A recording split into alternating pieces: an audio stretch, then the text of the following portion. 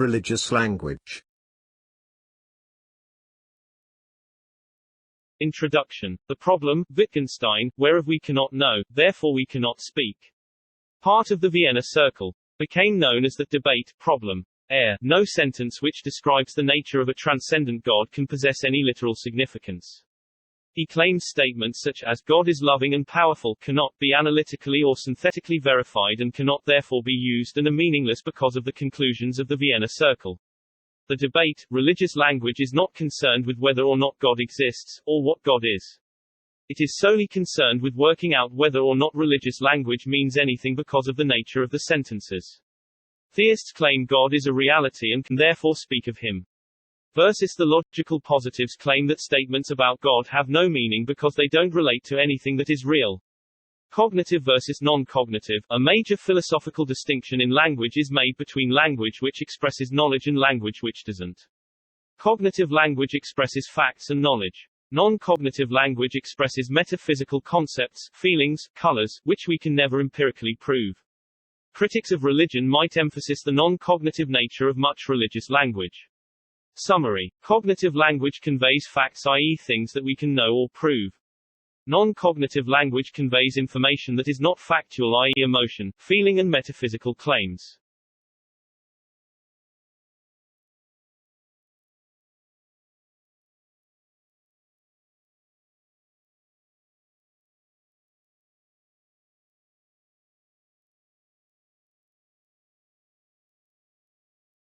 Logical positives.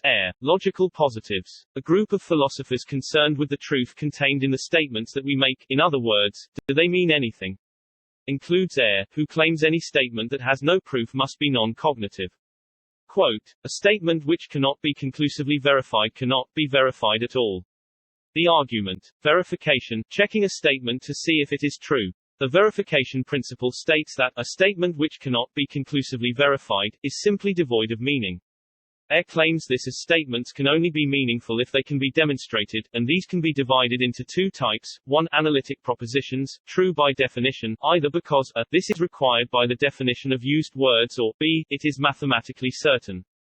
2. Synthetic propositions, true by confirmation of senses. Thought that religious claims are non-cognitive and impossible to verify, so they are meaningless.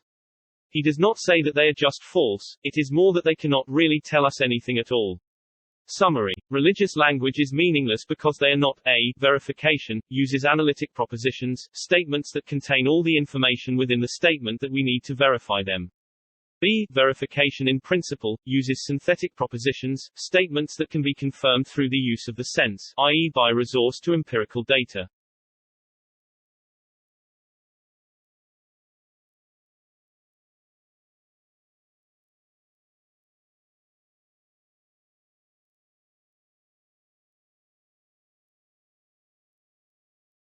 Ayres' verification, 1910–89, still very influential. Asks if we can prove theist statements. If yes, must use empirical evidence to make a statement meaningful. A scientist can prove water boils at 100 C. States there are two ways to prove a statement is meaningful: 1. Verification, proving it analytically, making it empirically testable. 2. Verification in principle, proving it synthetically, can think of a way to prove statements. Verification in philosophy. Claims religious statements as propositions are pointless, e.g. Anselm's claim that God is a being to which nothing greater can be conceived. Because to be a proposition, it must propose something that you can show to be true, false. As you cannot do this for religious language, it is meaningless, e.g. God is the unmoved mover. Aquinas is untestable. The proposition that he exists is not an empirical hypothesis. His two ways lead to strong, weak verification. Strong verification. An assertion only has meaning if it can be verified according to empirical information, facts. Weak verification. Verification in principle states that for an assertion to be true, you need to state what kind of evidence would verify its contents, think of a way to prove it. It therefore simply requires that we state what kind of evidence would be enough to make a statement meaningful. Quotes from Anthology. For if assertions that there is a God is nonsensical, then the atheist assertion that there is no God is equally nonsensical, since it is only a significant proposition that can be significantly contradicted. And this means that agnosticism also is ruled out. The term God is a metaphysical term. And if God is a metaphysical term, then it cannot even be probable that God exists.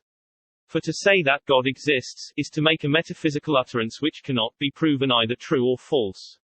And by the same criteria, no sentence which purports to describe the nature of a transcendent God can possess any literal significance.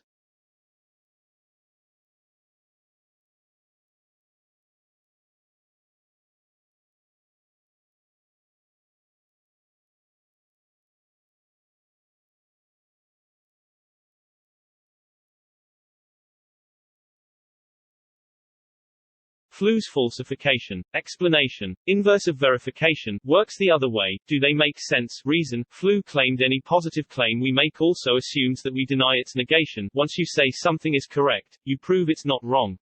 E.g., schoolwork is fun equals schoolwork is not fun. Language is only meaningful if we can conceive of some evidence which might count against it. It's only meaningful to say that schoolwork is fun if students show contradictory evidence, e.g., note-taking is boring. The problem with God talk is that it often implies that it could never be falsified. Ayer claims it is non-cognitive. More detail. In order to say something which may possibly be true, we must say something which may possibly be false. Religious language is not open to be falsified. A statement is only meaningful if we accept that there is evidence that may falsify it. The statement is not factual if it cannot be falsified using sense experience. If there is nothing which is putative to exist, assertion denies, then there is nothing which it asserts either. Criticizes. John Wisdom's parable of the gardener. Claims it is meaningless, never prove there is no gardener and therefore no God. A statement is also meaningless if we refuse to allow it to be falsified. There is evidence that disproves God's existence. Problem of evil. The sheer amount of evil disproves God. Therefore, God was falsified the moment a child died, and still theists will not accept the evidence that allows statements such as God is real to be falsified. The sentence God is love is qualified to be wrong every time someone suffers a death by 1,000 qualifications. Summary. Take schoolwork is fun, get the inverse, school is not fun. What makes them meaningful is proving or disproving the inverse. The inverse of God is not real, which is not testable. The inverse of God is not all-powerful, which is falsifiable by the problem of evil, which makes the inverse make sense but incorrect.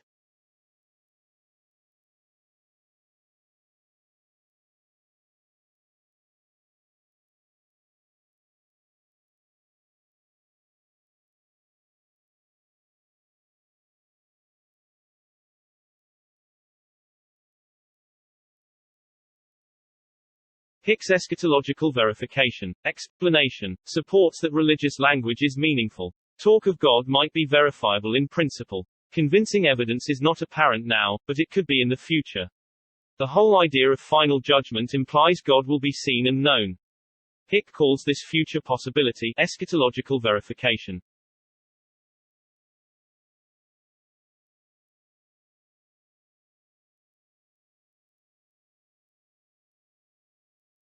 Swinburne. Explanation. Argues that there are propositions which no one knows how to verify but are still meaningful. He gives the example of toys which come out of their cupboard at night and dance around, then returning without a trace. No observation could ever establish this as true, but it's not meaningless as it makes sense.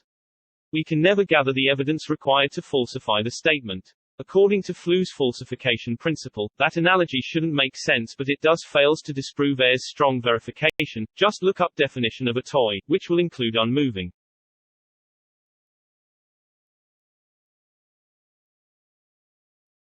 Brian Davies. Explanation. The verification principle might contradict itself. The claim that a statement is only meaningful if it can be verified analytically or synthetically cannot itself be verified analytically or synthetically, as Ayer shows his own argument to be meaningless.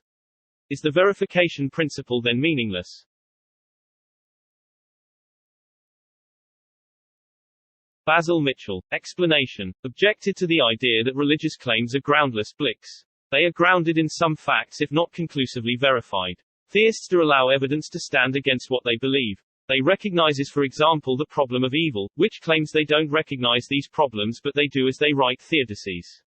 However, it claims they don't allow that belief can or should be verified in a simple manner. Parable of a man claiming to be the leader of a resistance movement. It seems that he supports the fight but sometimes seems to help the enemy. One could choose to trust him despite the contrary evidence. So with God, one could trust in God while recognizing the contrary evidence, that he allows evil and suffering or disbelief.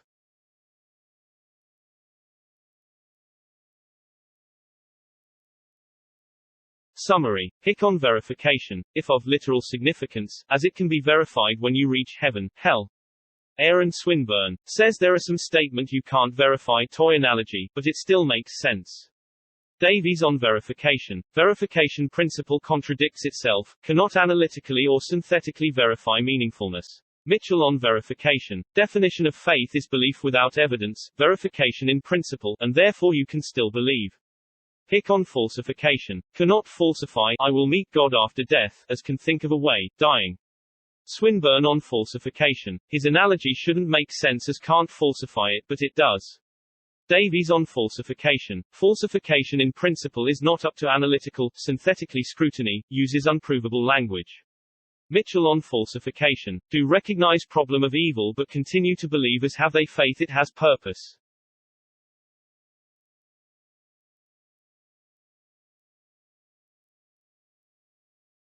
R. M. Hare, An Alternative View. Explanation. When believers use religious language, they are using it in a special way. This is a unique way of seeing the world, which cannot be proven true or false. Religious believers use religious language to express beliefs that are important to them and which make a difference to their lives that can be empirically observed. Religious language can be meaningful because it expresses an intention to follow a certain code of conduct.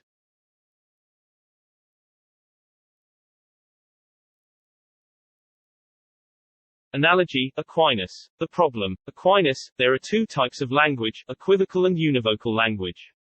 Equivocal language. Words mean different things in different situations. Gay can mean two things, happy, or homosexual or bad. Problem, if we say that God is good, it means something completely different from any other good, then God would be unintelligible, we couldn't understand him. Aquinas argues that we cannot speak of God equivocally as philosophers use ununderstandable words to explain things, to confuse the situation. Univocal language means the same thing in all situations. E.g. black cat, black hat, black mat, black means the same thing. Problem, if we say, that lesson was good, then good means something different from saying, God is good, since God is perfect and infinite. He argues we cannot speak of God univocally. Solution. Must use religious language that is analogy-based as it doesn't need verifying or falsifying. Argument. Religious language is analogy-based, it does make sense as it helps a person compare and therefore understand the concept. Analogies are proportional similarities which also acknowledge dissimilar features. Developed, why does he think analogies work? We are imperfect copies, Plato, of a perfect being, Aquinas' third way. We are contingent on a necessary graduation to be found in all things. Everything is working towards God.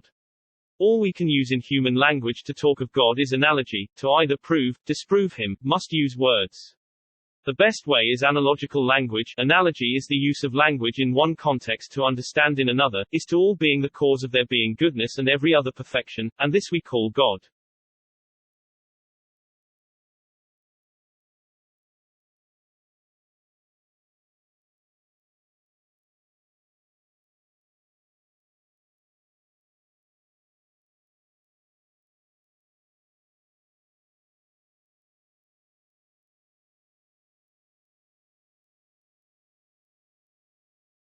Aquinas developed two types of analogical language. Analogy of attribution, analogy of proportion, analogy of attribution. We may speak of someone having a sickly look because his appearance is the result of sickness. Aquinas saw human attributes as a reflection of godly attributes, since God is the cause of them. Analogy of proportion. A dog is loyal in the way in which dogs are loyal, humans are loyal in proportion to the loyalty of a human. God is all-powerful as we have the human idea of power. God is proportionally more powerful than humans, so although we cannot completely understand the idea of God's omnipotence, we have an insight into God's power because of our human experience of power. We can understand God's greatness in relation to those parts of ourselves that we know to be great, e.g. strength, love, knowledge, etc. Summary. Eyre said religious language doesn't make sense as you can't prove it and you should therefore not use it. Aquinas said all we have is religious language and we therefore have to use it. Look at each scholar's argument and judge whether what the argument aims to prove is successful. Don't reject because of the words used. Ideas about God are hard to understand, and therefore the best way to understand is to write arguments that use analogies, because God is the necessary, and so therefore you can compare everything to him. He made it. We use an attribute about God and remember it is not literal, proportional, then people will be able to understand him. Aquinas' own example: the ox and the urine. The medicine is healthy, and the urine is healthy. The medicine being healthy is the cause of the urine being healthy. Healthy is used in similar but not quite the same way in both cases. Urine is only healthy as the health came from the medicine, while the medicine is healthy in itself. Analogy of attribution: urine's health is attributed to the health of the medicine. For example, God is good. God's goodness is the cause of human goodness, while God has goodness in itself. Summary: for Aquinas, religious language is verified by the rules of analogy. It is clear that analogies are meaningful, and for Aquinas are the most successful way of using religious language. User's essay conclusion.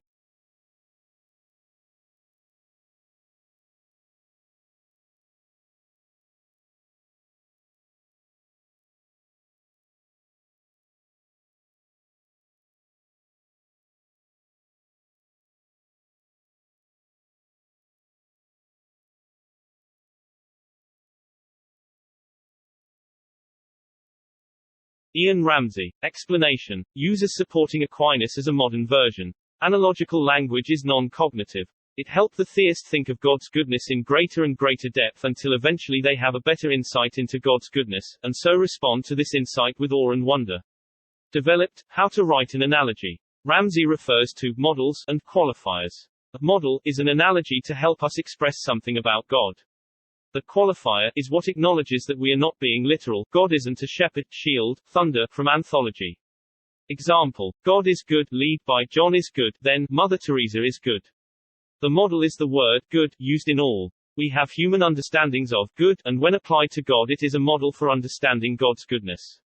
He states that if we want to understand God's goodness, we need to adopt the model, to qualify it, so we realize that it is not literally what God is like. To the statement, God is good, we need to add the qualifier, God is infinitely good. Summary. For Ramsey, religious language is meaningful and allows the theist not just to understand more about their faith but to act upon it. User's conclusion is essay.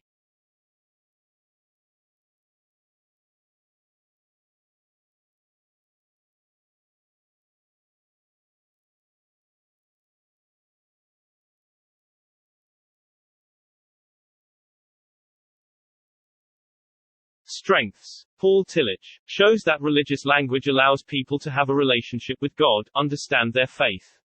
Analogy allows this to develop as it opens dimensions of the soul. R. M. Hare. Analogies are blicks, not factual claims but influential the way people think, unite communities. Wittgenstein. Analogy, like religious language, is part of a language game.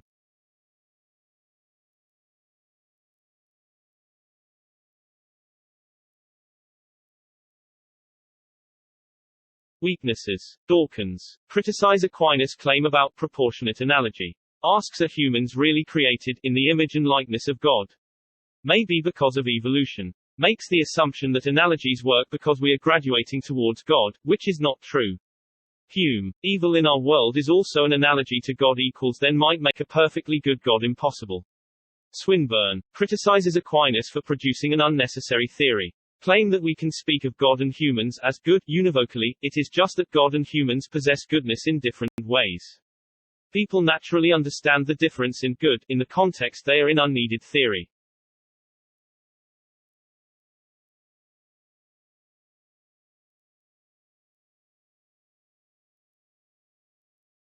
Aquinas. Analogies give us an understanding of God. Air. How can you understand something you haven't proved? Aquinas. Use analogies to understand God's goodness. Flu. Goodness isn't open to falsification proven with problem of evil which the theists just ignore. Aquinas. All analogies, beliefs about God are proportional to God as he is necessary. Dawkins. When was it proven he was necessary? Could just be evolution. Aquinas. Help us understand about God. Hume. Might just help us understand about how he is bad because of evil. Aquinas. People get confused about contextual words. Swinburne. They don't get confused and the theory is therefore unnecessary. Myth, metaphor and symbol. Terminology. Myths express claims through symbols, metaphors and imagery in a story format to convey concepts that are otherworldly, e.g. the creation myths and Moses living to 800 having deeper meanings. Metaphors, figures of speech. A word, phrase is used to denote, describe something entirely different from the object, idea with which it is usually linked in order to suggest a resemblance of analogy. Symbols, things that stand, or are used in the place, of other things, e.g. Jesus's cross. Symbolic, a view of RL which sees the words used representing the reality to which they point, and in which they participate, but which they cannot describe. Tillich explained, stated that it is possible to speak meaningfully about metaphysical concepts, disputing air. RL is symbolic in nature, and has a profound effect upon humans. Through metaphors and symbols, RL communicates e.g. links to James, ineffability. People don't understand that RL is closer to poetry than prose, scientific text, as it allows us to understand things about religion. Often things that are mythical, heroic and imaginable. Evocative of the experience it seeks to describe. RL is symbolic because it opens up new levels of reality, e.g. the use of the parable of the sheep and the goats allows theists to understand Judgment Day. Symbols go beyond the external world to what Tillich describes as their internal reality, e.g. helps the soul understand its faith. Explained, for Tillich, the purpose of RL is to evoke the nature of God, rather than make statements of facts about God, hence RL is non-cognitive, which Ayer has claimed all along, but meaningful.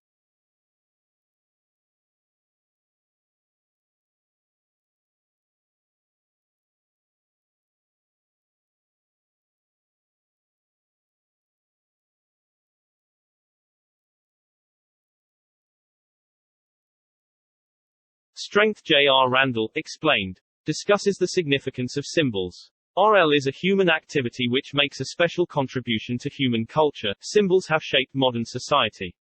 As soon as a symbol has more than one meaning, it is therefore non-cognitive. RL has a unique function, it is able to stir emotion and bind communities together through a common response to faith. E.g. psalms, prayers, parables, sermons all use stories that are not real but remain important in uniting communities. Summary of symbolic language. Both scholars, Randall and Tillich, state that analogies use sentences which use metaphors, symbols. Symbolic language is used when writing about the metaphysical ideas. Theists use metaphors like poetry. Symbols and metaphors by definition are pointing towards other realities that are hard to understand, and help up to open up dimension. Both admit RL remains non-cognitive. RL does not need to be verified, falsified as a statement but as an argument, e.g. Hume and Paley. For Tillich, RL is about understanding faith and responding to it. For Randall, who agrees, but adds that RL has had a massive impact on society and continues to do so, e.g. as modern justice systems are based off the Ten Commandments, and therefore, if we stop understanding RL, we stop understanding religion.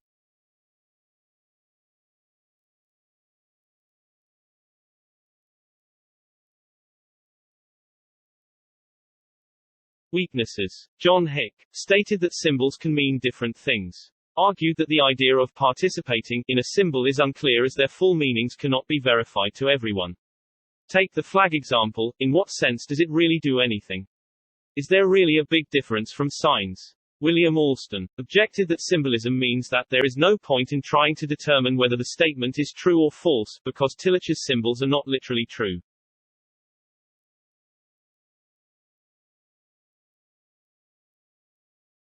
Language games. Wittgenstein wrote, Philosophical Investigation, proposed the question that started the debate and was a logical positive.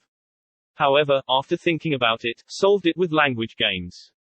Function of language. Don't ask me for the meaning, as that doesn't make sense, ask for the use, don't ask for proof, meaning that arguments remain non-cognitive, but ask why it was created. You should focus on the use of language. Less concerned with the truth or falsity of language. Argues that words have no objective reference points, they simply reflect systems of behavior, and therefore cannot be proven a priori.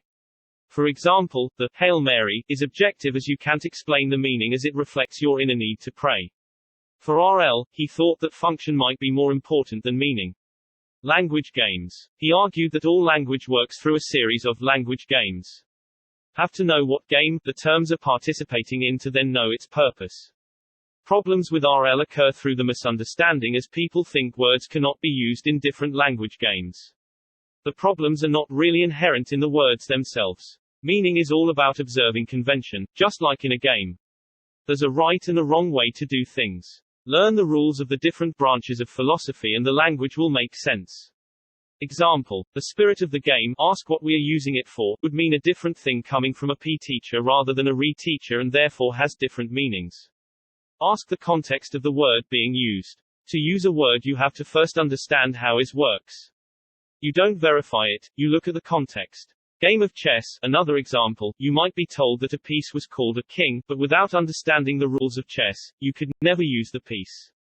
Therefore, you wouldn't try to prove or disprove God without knowing the rules of a priori. Do not discredit arguments on their use of the word God. The claim that how language is used is meaningless is unhelpful. Can play chess without knowing the rules. You cannot play chess if your opponent is playing checkers. A rule which could be used. The theory of LGs could be important because of the connection it has with the coherence theory of truth, the view that statements are true if they fit with other truths that are internally consistent.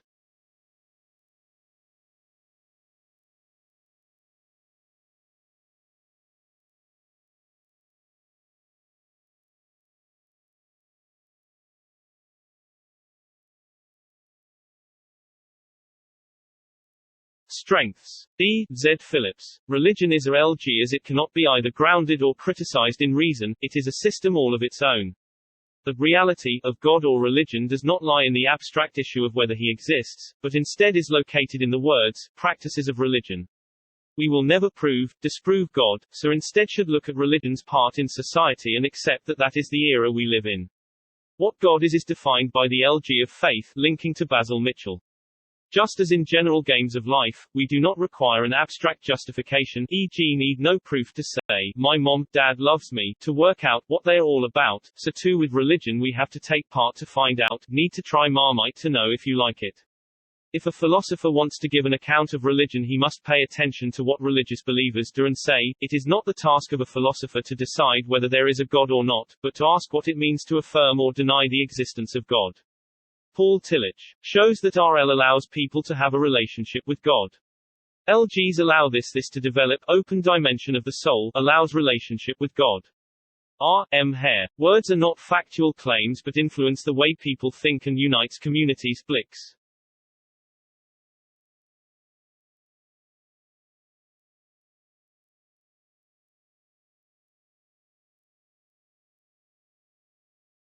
Weaknesses. A.J. Ayer. LGs may help people to understand about God, but it does not help them to prove God. Certainly does not prove anything. Propositions which are empirically unverifiable cannot be said to symbolize anything. A. Flu. Death by 1,000 qualifications. Whereas Wittgenstein claims that RL cannot be falsified, Flu states that it has been because of the problem of evil.